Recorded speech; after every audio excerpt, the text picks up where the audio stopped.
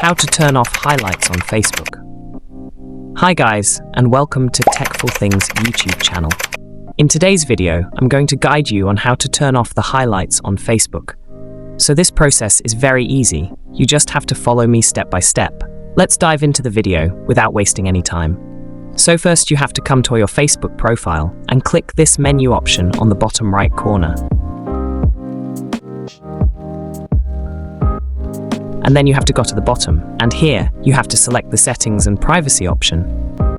And then you have to click settings over here, and once you're on your settings menu you have to scroll down to the notifications option and click it.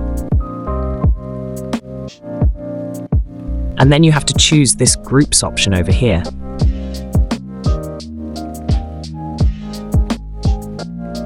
And in the groups option here,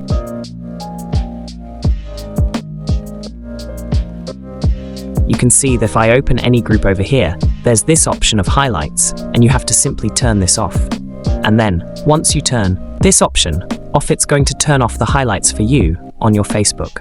I hope you found the process easy and liked my video, and if you did, please don't forget to like and subscribe to my channel. Thank you very much. See you again.